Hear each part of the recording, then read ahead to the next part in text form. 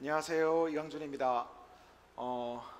벌써 UDC 마지막 세션인 것 같아요. 이제 이틀간 저희 상당히 밀도 있는 컨텐츠들로 구성이 되어 있었기 때문에 아마 많이들 피곤하시고 하실 것 같아서 마지막에는 좀 더 부담 없이 수학 없이 좀 가볍게 생각해 볼 수 있는 주제들로 여러분들과 함께 하려고 이제 준비했습니다.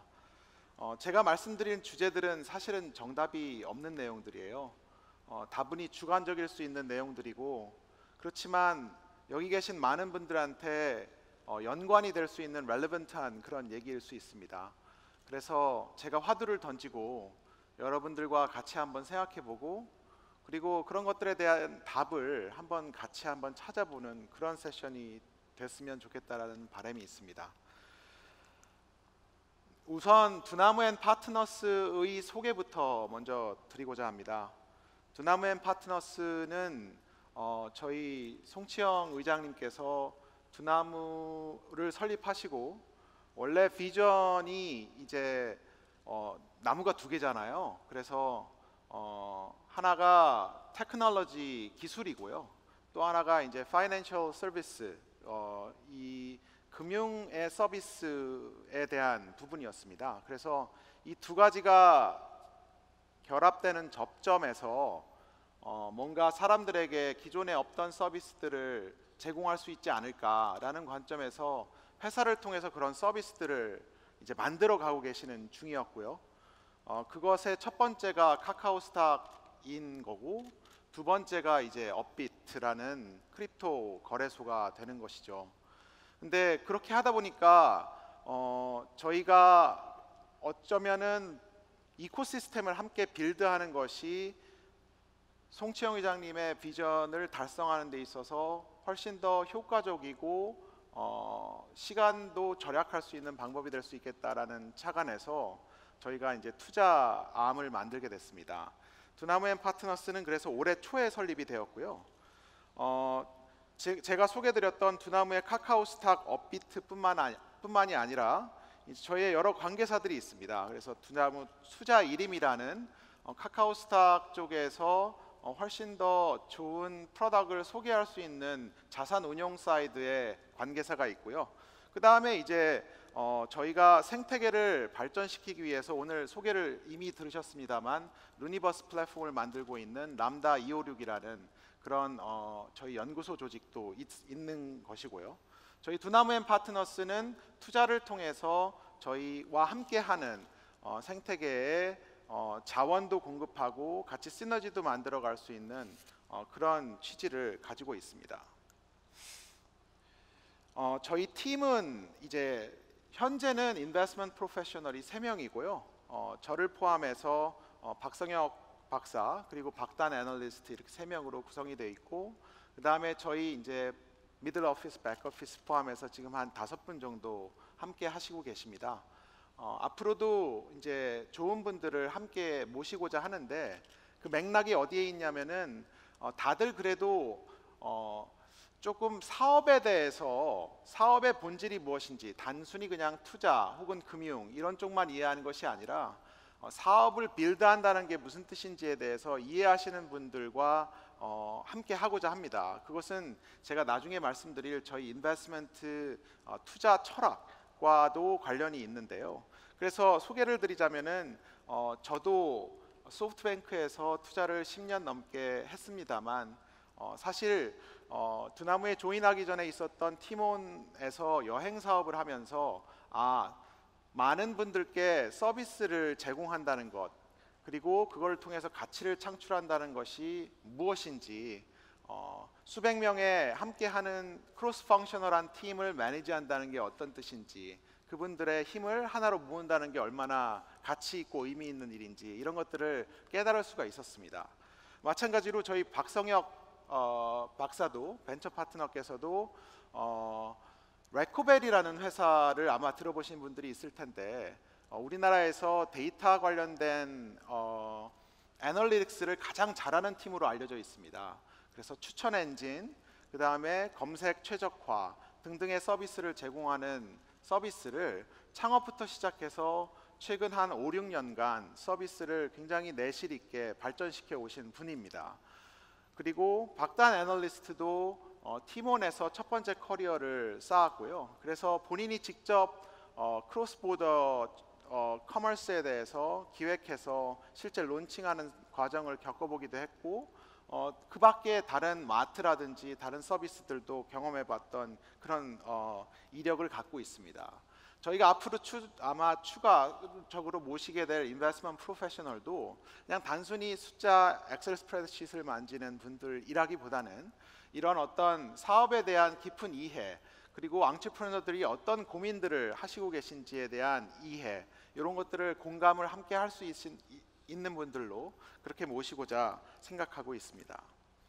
저희의 투자 철학은요, 일단 투자에서 많은 분들이 강조하는 것이 이제 사람입니다. 근데 왜 그런가 생각을 해보면은 사람이 제일 안 변해요.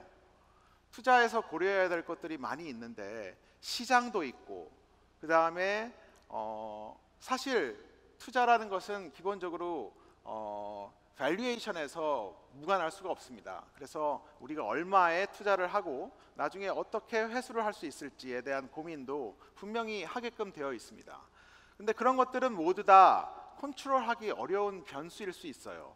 하나의 기업이 시장을 바꾸거나 시장을 쉐입해 갈 수 있느냐, 불가능한 건 아니지만 굉장히 어려운 일입니다. 마찬가지로 밸류에이션이라는 것도 종속 변수지 독립 변수라고 생각하지 않습니다. 변하지 않는 것은 사람이에요.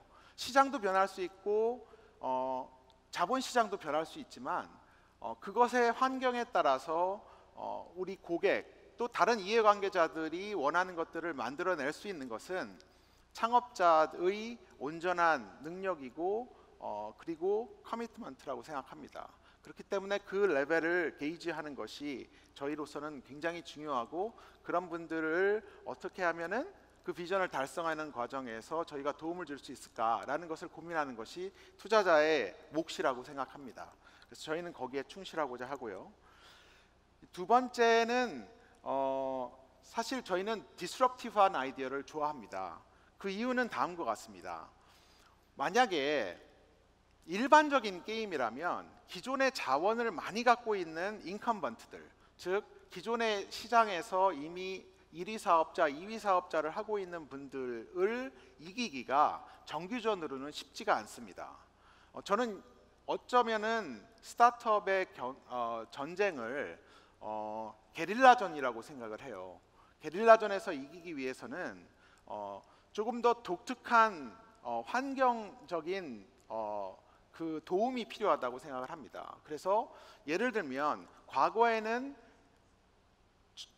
주위에 활용할 수 있는 자원으로 충분히 서브할 수가 없는 시장 기회가 있었다.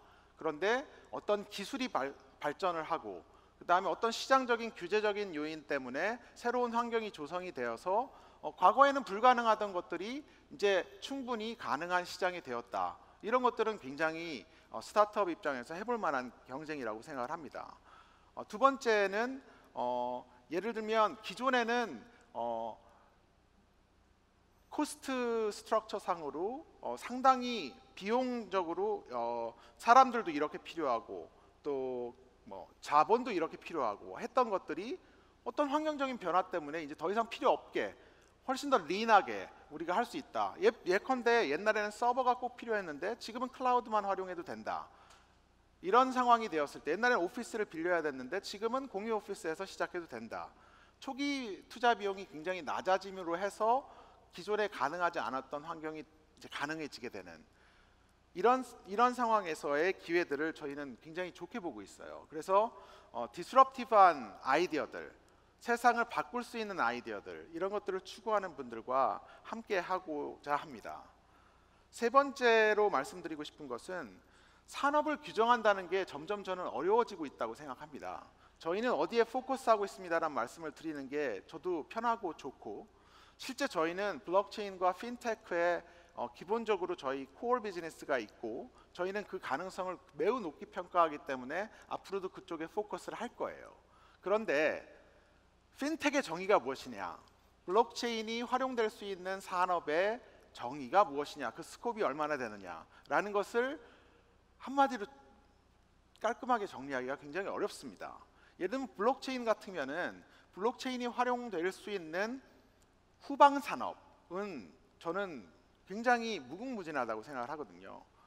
어쩌면 모든 산업이 블록체인의 기술의 수혜자가 될 수도 있다고 생각합니다.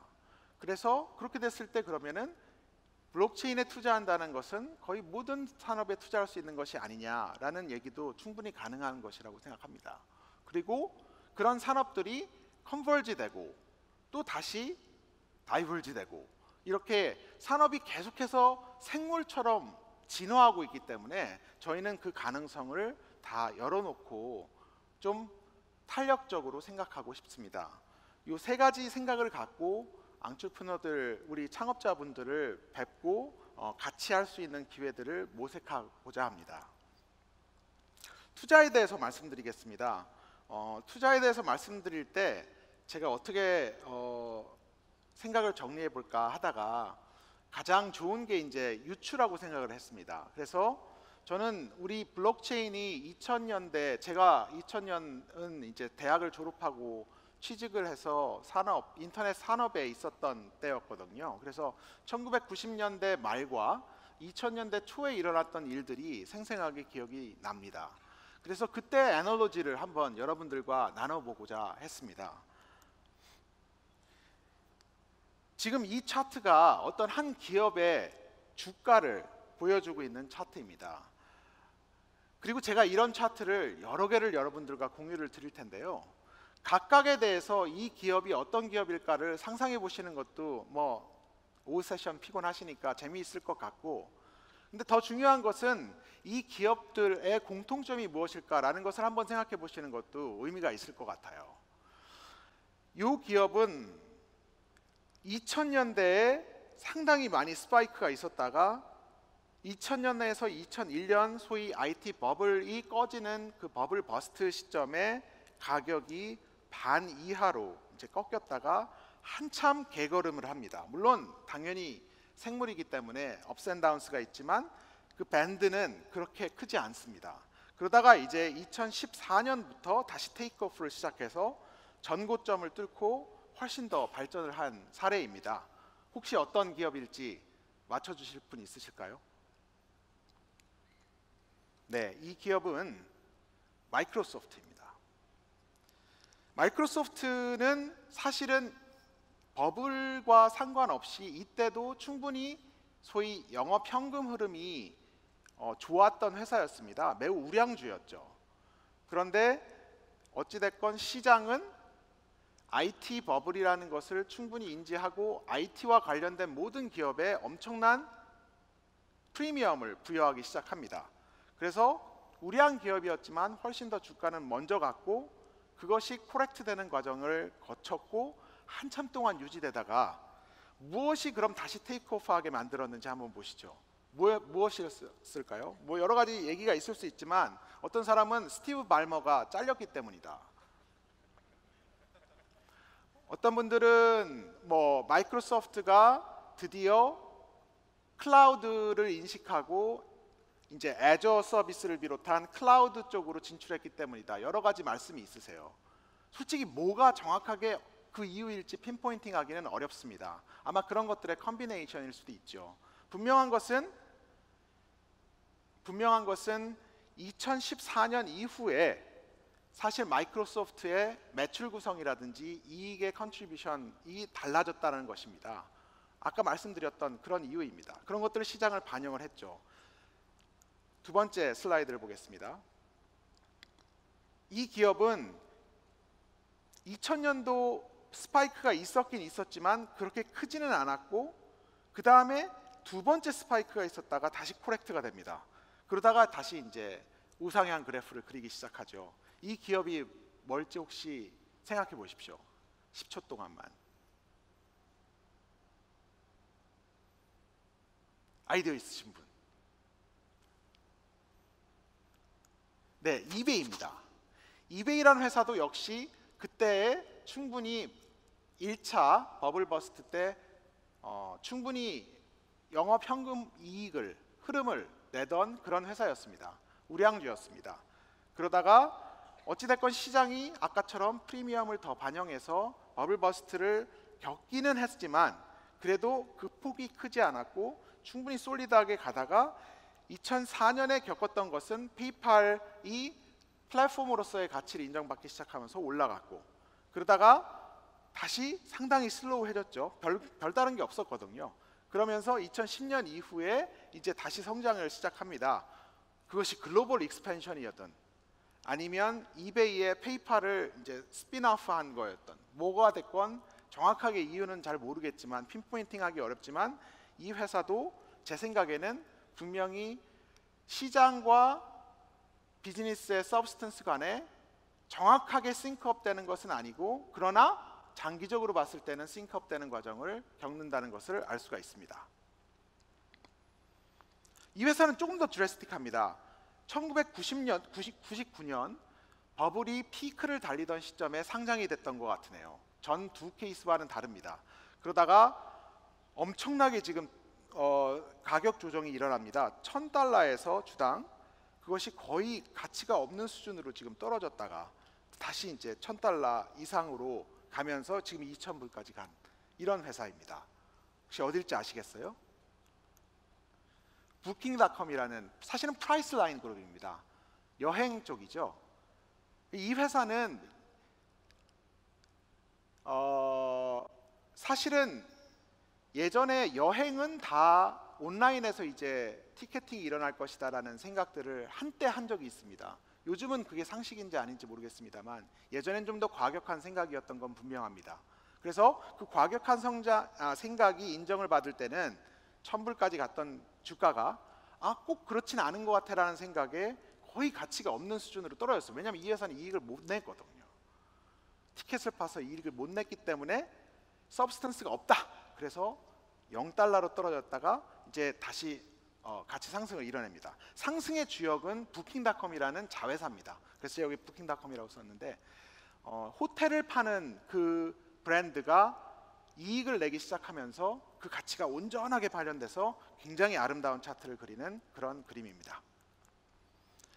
자, 아마존은 제가 먼저 눌러버렸네요. 아마존입니다. 아마존은 어땠을까요? 아마존은 2000년도에 버블 피크 때 크게 수혜주는 아니었습니다. 근데 아마존은 그때 프레젠스가 있었어요. 이미 저는 99년에 책을 아마존에서 한국으로 세임레스하게 배달을 받았던 기억이 납니다. 그래서 상당히 오퍼레이션이 그때도 아주 좋기로 유명했던 회사였는데 돈은 지금도 못 벌고 있을 정도니까 충분히 안 버는 거겠죠. 못 번다기보단 그때는 당연히 못 벌었었습니다. 그래서 한참 동안 그 회사에 대해서 월스트리트에서는 이 회사는 이익을 못 내는 회사야 라고 인정을 하면서 크게 가치가 올라가지 않았었어요. 그러다가 어쩌면 못 버는 게 아니라 안 버는 걸지도 몰라. 그 프레이밍을 제프 베이조스가 기가 막히게 해냅니다. 나는 안 버는 겁니다. 왜? 다른 사람이 못 들어오게 하려고요. 그리고 시장이 그걸 바인 해주기 시작했어요. 그런 다음부터 그냥 우상승을 그려갑니다. 그러면서 뭐가 나타났을까요? AWS가 실질적으로 사업적으로 매출 구성과 이익에서 기여를 하기 시작합니다. 그러면서 사람들이 클라우드라는 개념을 일반적으로 받아들이기 시작하죠. 그러면서 이제 두 쪽의 바퀴가 다 달리는 그런 양상이 되면서 엄청난 슬롭을, 경사를 보이는 그런 차트를 보여주고 있습니다. 네, 애플입니다. 애플은 사실은 이류 회사였습니다. 여러분들 다 아시다시피 잡스가 인정할지 모르겠지만 분명히 이류 회사였어요. 최소한 스트릿에선 그랬습니다. 독특한 회사이나 인정할 수는 없는 그런 회사였습니다. 그래서 버블 피크에도 가장 플랫한 차트를 보여주고 있습니다. 그러다가 이제 아이폰이 2007년, 2008년 요 타임 프레임에 나오기 시작하죠. 물론 그 전에 아이파드 때문에 올라가기 시작하지만 결정적인 건 아이폰 나온 다음에 이제 우상향을 그리게 됩니다. 최초로 전 세계에서 최초로 1,000조 시가총액을 만든 회사죠. 1,000조면 여러분들 어떤 수준이냐면요, 우리나라 GDP가 1,500조에서 2,000조 사이입니다. 그러니까 엄청난 가치, 한 회사의 가치가 우리나라 전 세계 한 13위 정도 하는 나라의 GDP 사이즈랑 뭐 크게 다르지 않은 그런 정도의 규모입니다. 소프트뱅크라는 회사를 제가 준비했는데요. 제가 이거를 준비한 이유는 아까도 말씀드렸지만 회사 간의 차이를 제가 이따가 한번 디브리핑 해드리기 위함입니다. 소프트뱅크 한번 볼까요? 소프트뱅크는 98년부터 2000년까지의 차트가 어떻습니까? 여러분들 어디에서 좀 유사점을 얻으십니까? 무슨 차트와 비슷한가요? 자, 엄청난 스파이크를 합니다. 이때 피크 때 손정희 회장은 전 세계에서 가장 부자였습니다. 빌 게이츠보다 부자였습니다. 그러다가 그게 말 그대로 자유낙하를 합니다. 버블 버스트 때. 그래서 200조, 시가총액 200조까지 갔던 회사가 시가총액 2조로 떨어집니다. 100분의 1 가치가 돼요. 소프트뱅크가 실제 그랬습니다. 그리고 많은 사람들이 소프트뱅크를 망한다고 했었어요. 제가 입사한다고 했을 때 제 맥킨지 많은 동료들이 저보고 왜 망하는 회사에 조인을 하느냐고 저를 많이 말렸었습니다. 그랬는데 그 회사가 지금 스테디하게 지금 올라가기 시작해서 100조까지 회복을 합니다. 여러분, 소프트뱅크의 지금 브랜드 밸류는, 사람들이 이해하는 소프트뱅크의 영향력이랄까, 파워는 지금 그 어떤 IT 회사보다도 크다라고 해도 과언이 아닙니다. 비전 펀드 등 사실 업계에서는 소프트뱅크의 파워를 어마어마하게 인정하고 있죠. 그런데 아직도 200조 피크, 2000년 버블 피크 때 찍었던 200조를 회복하는 중입니다. 아직 회복하지 못했어요. 제가 여기서 강조드리고 싶은 포인트는 뭐냐면 밸류에이션은 컨트롤이 안 된다는 점입니다. 사실은 소프트뱅크가 200조라고 주장한 사람은 아무도 없어요. 손상이 그렇게 얘기한 적이 없습니다. 다만 그때 그렇게 가치를 시장이 인정해줬던 이유는 인터넷이 세상을 다 바꿀 거야. 그래서 우리나라에서도 새로운 기술이, 한때 다이얼 패드를 하던 새로운 기술이 삼성전자보다 가치가 높았던 적이 있습니다. 한때 잠깐 그러던 때였어요. 그러던 때 인터넷이라는 새로운 세상을 바꾸는 기술에 엄청나게 많은 투자를 했던 회사, 그래서 소프트뱅크 이꼴 인터넷이라고 사람들이 인정해 줄 때의 가치였던 것입니다. 근데 사람들의 생각이 이제 합리적으로 변하기 시작하는 것이죠. 그러면서 훅 빠졌던 것입니다. 자, 이 각각의 차트들과 나중에 지금 우리가 크립토 시장에서 보고 있는 비트코인, 이더리움, 리플, 이런 코인들의 시가총액의 차트를 나중에 비교해 보는 것도 재밌을 것 같아요.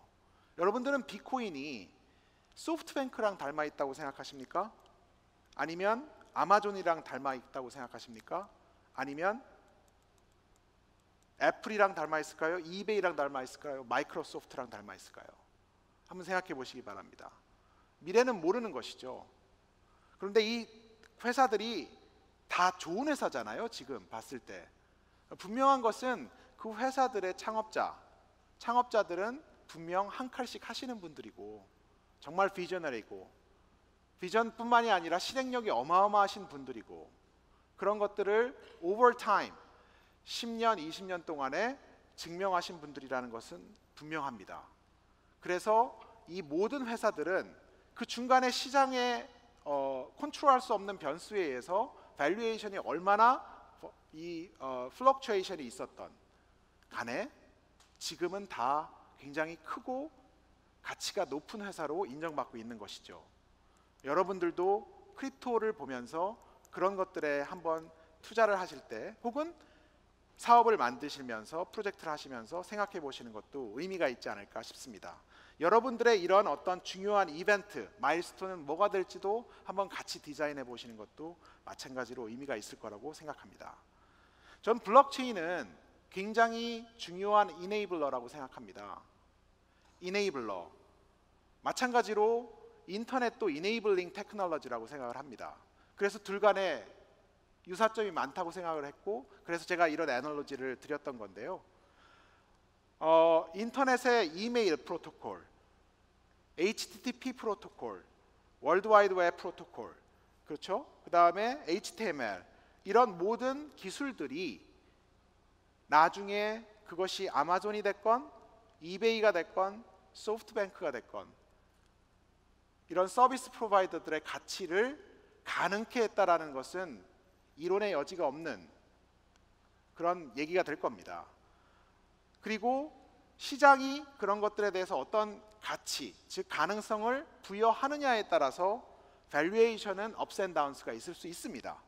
그러나 그런 서비스들이 지금은 세계를 바꾸고 있다라는 컨센서스는 충분히 형성되어 있는 단계죠.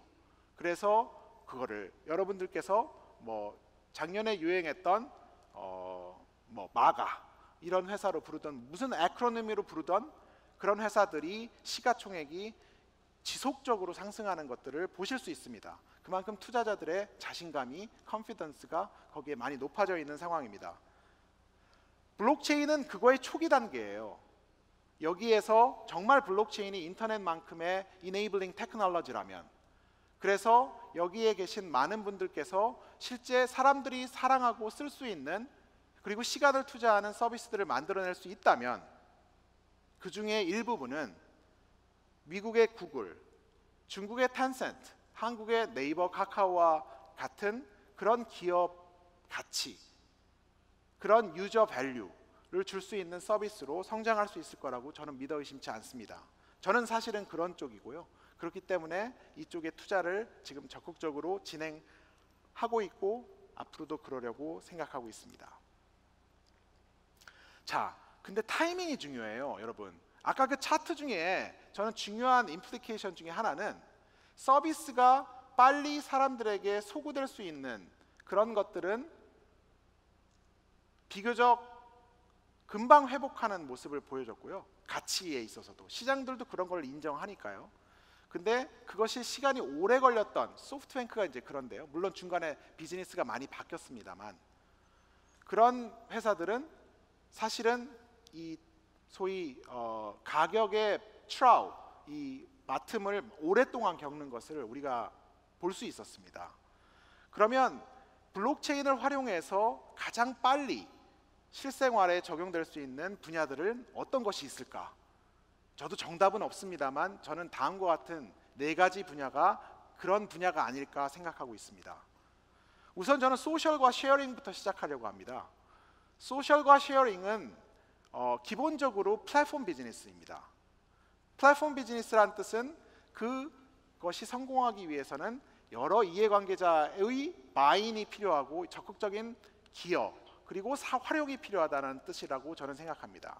그런데 그렇게 하기 위해서 기존의 서비스들이 어떤 인센티브, 그 사람들이 그렇게 적극적으로 더 활용할 수 있는 어떤 인센티브를 주었는지를 생각해 보면,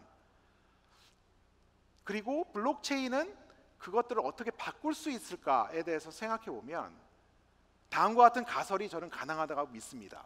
만약 페이스북의 성공에 굉장히 적극적으로 그리고 능동적으로 기여했던 사람들에게 컨텐츠를 만들고 그걸 친구들과 적극적으로 공유하고 그랬던 사람들에게 그 플랫폼이 창출한 가치의 일부를 쉐어할 수 있다면, 그렇다면 그 사람들의 행동 양상이 바뀔 수 있을까? 페이스북을 쓰는 거에서 그런 인센티브를 주는 플랫폼으로의 이전이 있을 수 있을까? 우버가 만약에 우버에 참여하는 사람들, 특히 드라이버라든지 우버 서비스를 적극적으로 활용하는 로열한 고객들이라든지 이런 분들께 우버 플랫폼이 창출하는 가치의 일부를 제공할 수 있다면, 정말 우버는 너무너무 락인이 많이 돼서 절대 무너지지 않는 그런 공고한 성벽인가? 아니면 블록체인 기술을 활용해서 그런 것들을 해낸 인센티브가 좀 더 적극적으로 그런 사람들에게 페이버를 주고 있는 그런 서비스 플랫폼에게 자리를 내어줄 수도 있는 것인가? 최소한 점유율을 줄 수도 있는 것인가? 라는 고민입니다. 페이먼트 마찬가지입니다. 현재 페이먼트의 대부분은 레거시 시스템입니다. 그래서 예전에 가능하던 기술을 활용해서 그렇게 만들어진 것이에요. 그리고 페이먼트는 대부분 라이선스 사업입니다. 라이선스 사업이라는 뜻은 기존 사업들이 완벽하지 않아도 가장 옵티멀한 포인트에 있지 않아도 그들이 바뀌지 않으면 새로운 플레이어, 그렇게 바꿀 수 있는 사람들이 그 사람들을 이기려고 시장에 진입하는 것이 원천적으로 어렵다라는 것을 의미합니다. 그래서 발전이 더디죠. 블록체인 기술로 가능한 것은 페이먼트의 여러 가지 불필요한 인터미디어리들, 거기에서 유저가 사용하고 그것이 멀천트한테 가는 그 과정에 있어서 수수료가 있을 것이고 그 수수료를 가져가는 많은 파티들이 불필요할 수도 있다는 것을 의미합니다. 그렇기 때문에 저항이 굉장히 많겠죠. 그렇지만 만약에 그게 가능하다면 유저나 멀천트는 굉장히 좋은 것이죠. 양쪽에 있는 사람들은 다 좋습니다. 규제에 의해서 보호받는 현재 플레이어들만 나쁘게 되는 것이죠. 애셋 토크나이제이션에 대해서는 이번 컨퍼런스를 통해서 몇 차례 여러분들이 겪으실 수 있었을 텐데요. 예를 들면 피네이븐 같은 증권형 토큰, 즉 어떤 증권이라는 것은 기본적으로 기업이 창출하는 캐시플로우에 대한 클레임입니다. 그것에 대해서 굳이 과거에 100년 전에 만들었던 거래소의 형태대로, 그래서 네트워크도 없었고 데이터베이스도 없었고 그리고 사용자들도 그런 것들을 활용할 수 있는 능력이 없었을 때, 누군가 사람을 통해서 인터페이싱하는 것이 편했을 때 존재했던 시스템과 수수료 체계가 여전히 유효할 수밖에 없는 것인가, 아니면 바뀔 수 있는 것인가에 대한 물음입니다. 부동산도 마찬가지입니다. 리츠도 있고 물론 많은 발전이 있었습니다만 기본적으로 어떤 프로퍼티에 대해서, 부동산 물건에 대해서 소유자가 그렇게 제한될 수밖에 없는 것인가, 등기소를 거칠 수밖에 없는 것인가, 그렇지 않은가, 그것이 최적인가, 사회적으로 최적의 솔루션인가 라는 질문이 있을 수 있습니다. 그 밖에 모든 에셋이 마찬가지의 문제의식을 가질 수 있다고 생각을 합니다. 그래서 이런 것들이 다 블록체인 기술이 잘 어울리는 분야라고 저는 생각하고 있습니다. 이 중에 일부는 규제 산업일 수도 있기 때문에 시간이 좀 더 걸릴 수 있고, 일부는 그렇지 않기 때문에 조금 더 빨리 올 수도 있다고 생각을 합니다.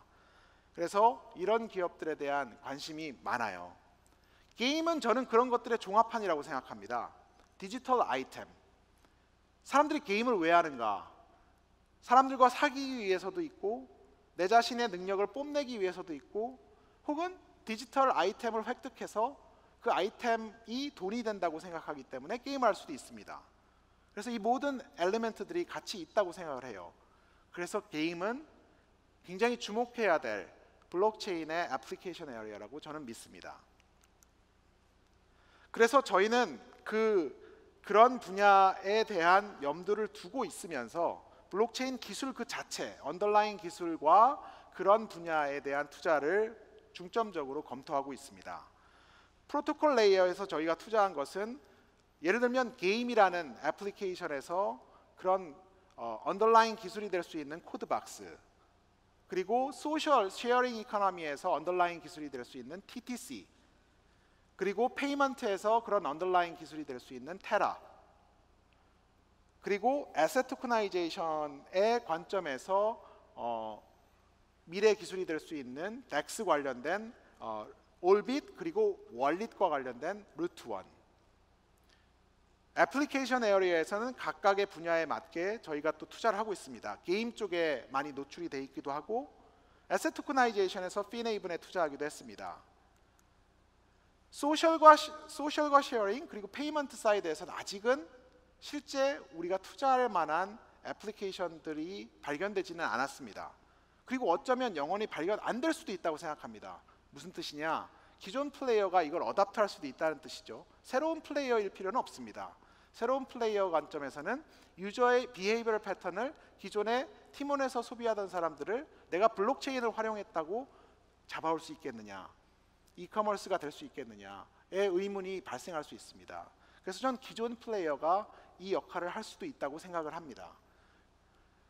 어찌됐건 저희는 이 분야의 언더라잉 테크놀로지부터 애플리케이션 에어리까지 굉장히 관심 있게 보고 있고 투자를 집행하고 있습니다.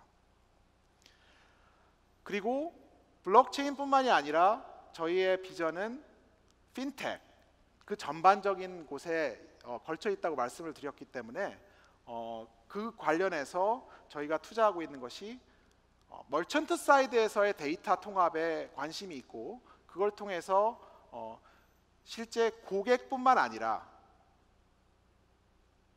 이제 서비스를 제공하는 오프라인의 멀천트들에게 가치 있는 서비스를 제공하고 있는 한국신용 데이터, 그리고 크로스보더 페이먼트, 그 다음에 환전, 이런 것들이 너무너무 인터미디어리가 많고 비효율적으로 수수료를 청구하고 있는 것에 착안한, 그래서 트래블 월릿이라는 서비스를 제공하려고 하는 크로스보더 페이먼트 혹은 환전 서비스인 트래블 월릿을 제공하고 있는 퉁, 그리고 P2P의 분야에서 가장 선도적인 서비스를 제공하고 있는 업체 중 하나인 어니스트 펀드, 그리고 최근에 많이 뉴스가 보도되었는데 정부의 적극적인 데이터 경제 활성화 정책을 의 수혜자이자 어쩌면 그거를 쉐이핑하고 있는 뱅크샐러드라는 서비스를 제공하고 있는 레이니스트, 이런 곳에 저희가 투자를 했습니다.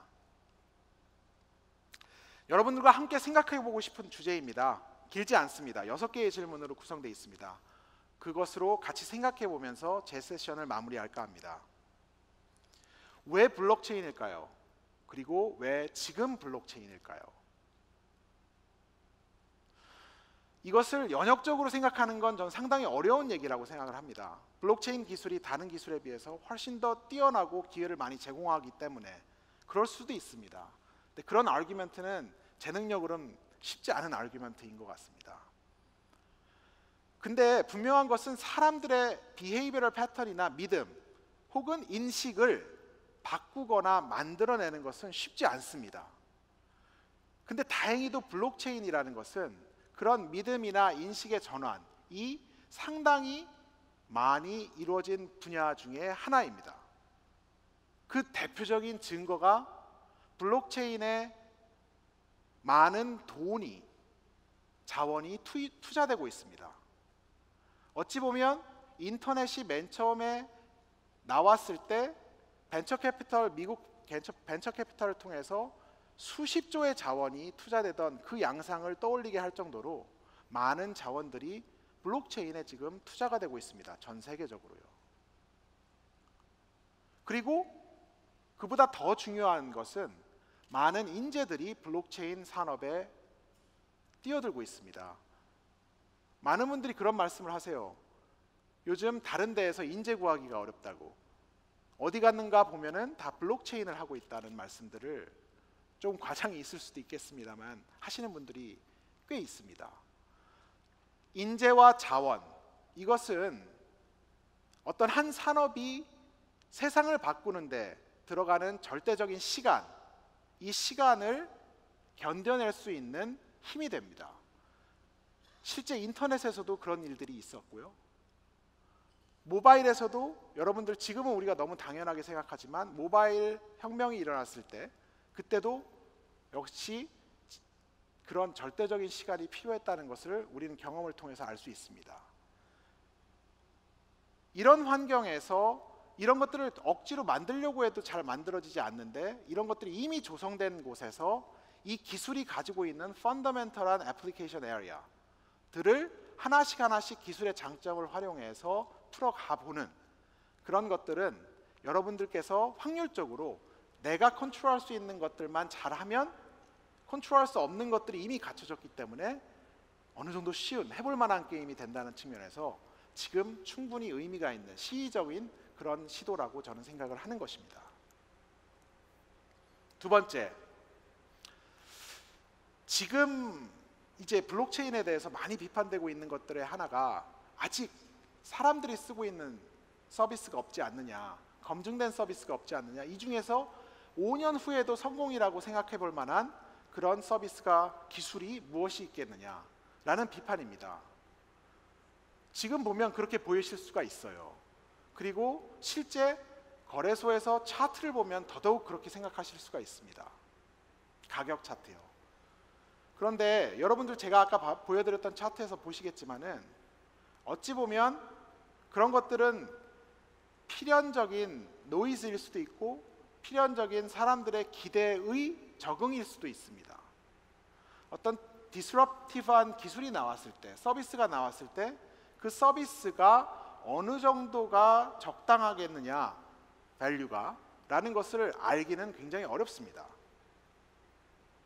저는 어떻게 생각하냐면 지금 비트코인이 나온 지가 10년이 됐습니다. 2009년이니까 거의 10년이 돼 가는데 비트코인은 사람들이 이해를 제대로 못하다가 이해를 지금 하기 시작했고 이제 메인스트림 플레이어들에 의해서는 특히 월스트리트에 의해서도 이제 가치의 저장 수단, 디지털 골드라는 측면에서는 상당히 인식이 많이 긍정적으로 변하고 있다고 저는 느끼고 있습니다.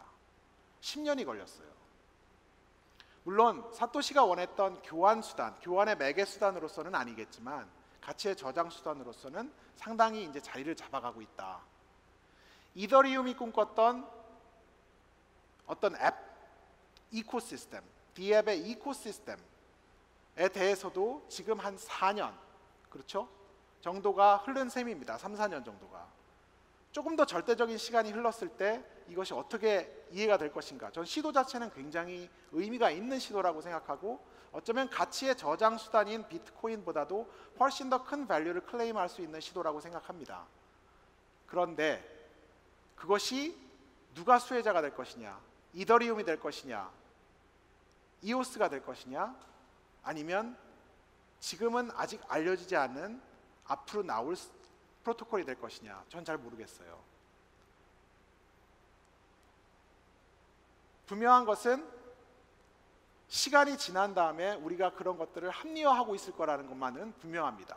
선언적으로 용기를 갖고 그런 것들에 투자한 사람들이 베네피셔리가 될 것이고요. 그 다음에 이제 저희의 투자 프로세스에 대해서, 블록체인에 대해서 이제 궁금해하시는 분들이 많이 있는 것 같아요. 기존에 원래 투자하던 프로세스와 다르냐? 근데 저는 크게 다르진 않은 것 같습니다.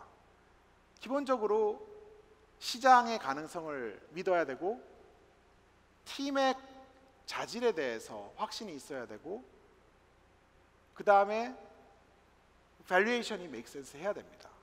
굉장히 클리셰 같은 얘기죠. 다른 점이 있다면 저는 다음과 같은 게 아닐까 싶습니다. 어쩌면 살짝 시니컬하게 들리실 수도 있는데요. 기존의 에퀴티 투자, 일반적인 VC 투자에 대해서는 밸류에이션이라는 것은 회사가 이룬 것에 대한 그때그때의 평가에 의해서 프라이스 세터가 인베스터가 될 수도 있고 회사가 될 수도 있지만 협상에 의해서 정해지게 되어 있습니다. 그런데 아직까지 토큰 이코노미에서는 대부분의 인베스터들이 프라이스 테이커입니다. 그것도 한참 먼저 프라이스 테이크를 해야 돼요. 사람들이 얘기하는 프리세일, 프라이빗 세일 등등은 다 미리 가격이 정해진 것이죠. 디스카운트 레이시. 그래서 그것이 조금 다른 점이라고 저는 생각을 합니다. 그렇게 편안한 상황은 아닙니다. 투자자로서. 저는 그것이 앞으로는 코렉트 될 수도 있다고 생각합니다. 네 번째 질문입니다. 창업자로서 어떤 질문을 스스로에게 해야 되는가? 창업자로서는 어떤 문제를 풀고 있느냐, 누구에게 줄 수 있는 가치이냐, 그것이 희소성이 있는 가치이냐 라는 관점에서 스스로에게 질문하시는 것은 늘 옳다라고 생각합니다. 블록체인에 관련해서 특별하게 질문 드릴 수 있는 것은 아마 블록체인이 왜 내가 풀려고 하는 문제에 있어서 enabling 테크놀로지냐, 혹시 이게 지금 유행이기 때문에 내가 하는 것인가, 아니면 이것이 정말 내가 풀려고 하는 문제의 이센셜한 컴포넌트인가, 요거에 관한 질문을 스스로 하실 필요가 있다고 생각을 합니다. 토큰 프로젝트와 페어 프라이스에 대한 얘기인데요. 요거는 제가 혹시 질문이 있으면 나중에 좀 말씀을 드리도록 하겠습니다. 여섯 번째 이제 마지막 차트인데요. 인트레스트 얼라인먼트에 대해서는 제가 간략하게 말씀을 드리고자 합니다. 이건 뭐냐면은 리버스 ICO 케이스에 있어서 특히 이제 중요한데, 기본적으로 블록체인의 가치 평가도 기본적으로 블록체인 프로젝트가 만들어낼 수 있는 가치, 캐시플로우에 기반한 가치에 크게 다르지 않는다고 생각을 합니다. 그리고 그 현금 흐름을 기본적으로 토큰 홀더와 기존의 에퀴티 홀더가 나눠 갖는 구조라고 저는 생각합니다. 그렇기 때문에 제로섬인 측면이 있어요. 만약에 기존의 투자를 에퀴티, 지분으로 유치를 하셔가지고 회사 측면에서 토큰 이코노미를 새롭게 어답트하려고 하시는 케이스에 있어서는 기존에 있는 지분을 갖고 계신 투자자, 그리고 앞으로 토큰을 구매하실 토큰 홀더들과의 이해관계를 잘 조율하시는 것이 매우 중요하다고 생각을 합니다. 네, 이상해서 제 발표를 마치겠습니다. 긴 시간 경청해 주셔서 감사합니다. 네, 대표님 감사합니다. 수고해 주신 이강준 대표님에게 큰 박수 부탁드립니다.